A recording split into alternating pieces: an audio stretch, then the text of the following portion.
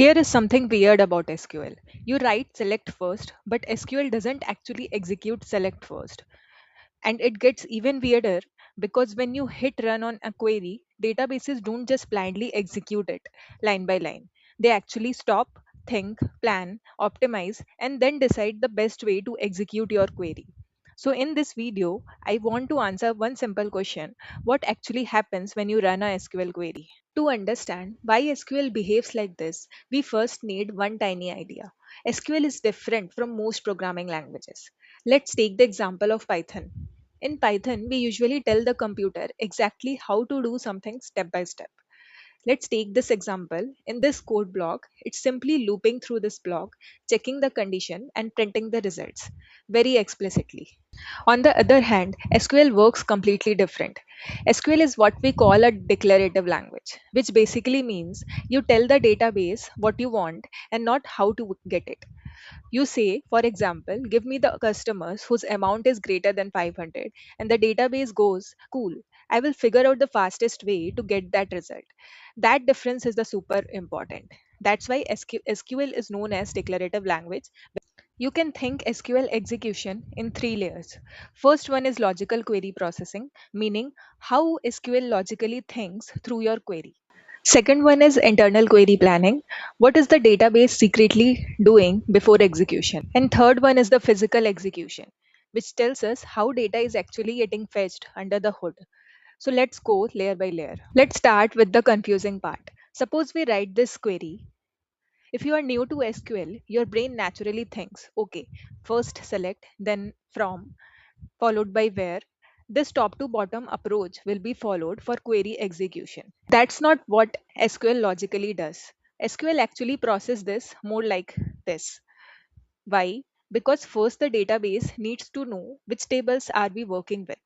That's the use of from keyword in SQL. Then which row should I keep? There comes the where keyword. And then only after these two filters, we will be applying the select keyword to select the respective columns. This is still only one part of the story because something interesting happens only after you hit the run.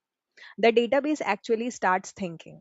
When you execute a SQL query, the database doesn't immediately fetch rows.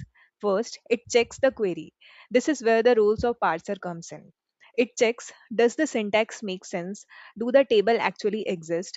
Do the columns exist? So basically, does this query even make sense? Then comes the really interesting part, the optimizer. Imagine you open your Google Maps and you want to go somewhere.